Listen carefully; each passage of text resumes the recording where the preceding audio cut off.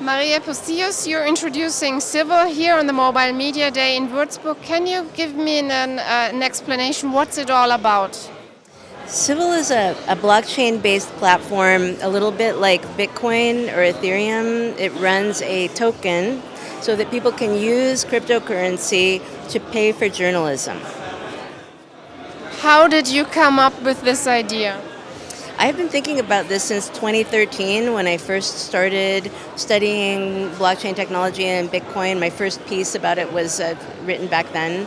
And the idea of tamper-proof archives so that journalism could be kept forever, impermeably, and not erased. It was very interesting to me, like right from that time. And we're just about to get that started, so it's very exciting.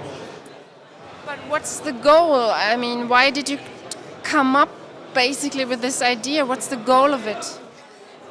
In the time of increasing hostility to the free press, many outlets have been eradicated by hostile forces, either governments or people who don't want to be written about, billionaires who have taken against a publication like what happened to Gawker or DNA Info in the United States, or millions of people are suddenly deprived of their reading because somebody decided they couldn't have it.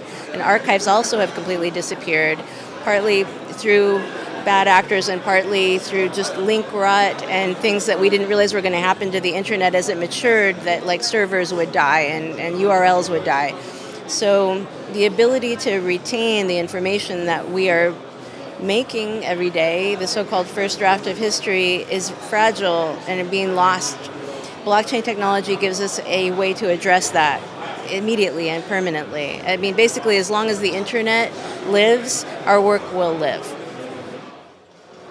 What makes you think that the quality of journalism will be better with this blockchain technology?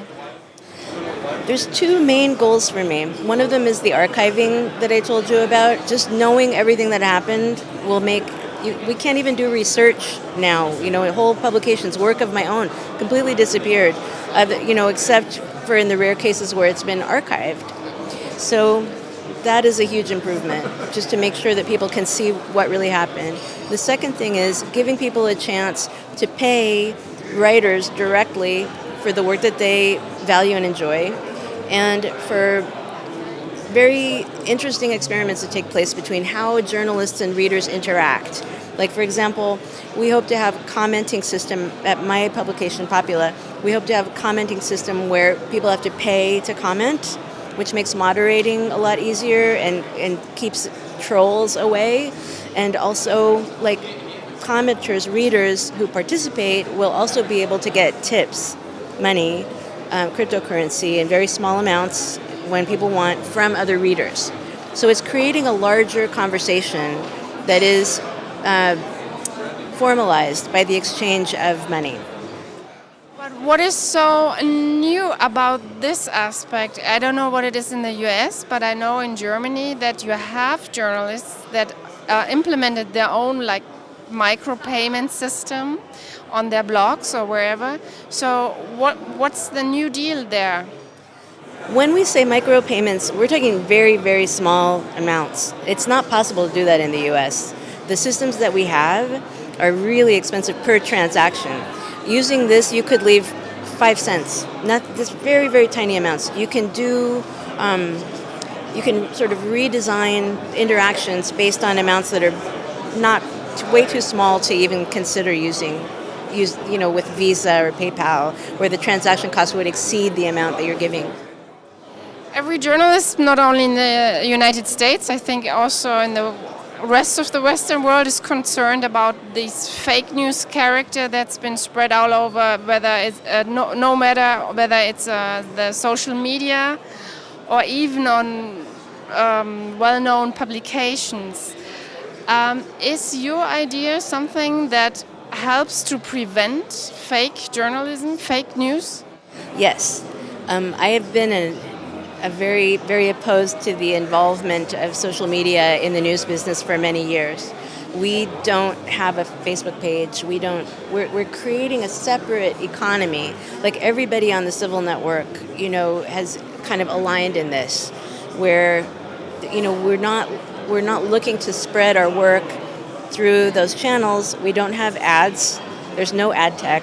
There's no funder looking to get rich off what we're doing. So there's nobody to please at my publication except for readers. It actually doesn't matter how many people visit. It only matters how many people subscribe. So that completely alters our whole process. It alters who we hire. It alters the kind of coverage we do. It alters everything. So it's hugely beneficial to get everybody but editors and journalists out of who makes the news. Like automatically, that's a huge benefit. And then if you make it so that every single comment costs something, you're not going to get 100,000 trolls pretending that they like something, because it's too expensive. It becomes too difficult. If you must be a subscriber in order to leave a comment, and the subscription costs $50, it's not cost effective anymore to do that kind of spamming. But how does that stop fake news? I mean, you can have an author that writes an article on civil, and it's not based on truth. If I'm only in charge of one of so far 18, I think, publications. So as an editor, I can only speak to my own process. If somebody comes to me, it's just a regular editorial process. If somebody comes to me, we do fact checking. I don't publish stuff that we don't work on in the traditional way. So it's not like Medium or Kinja or one of these, anybody can come and write whatever he wants, and then pretend that everyone cares about it and likes it. We're just outside of that whole economy. A writer will come and bring me something and I'll be like, this isn't true, I'm not publishing it, sorry, or something that we like and believe in, we all work on. And so, okay, you'll stick to the editorial process. Okay, then I understand that. Yeah, completely. We invented this whole system so in order to strengthen the traditional editorial process. Do you make a living on it? No. I mean, now I have a small salary but for the first sort of year, I took my compensation only in cryptocurrency that doesn't even really exist yet. So, but I believe in it so much, that that's what I'm doing. Thank you very much. Thank you so much.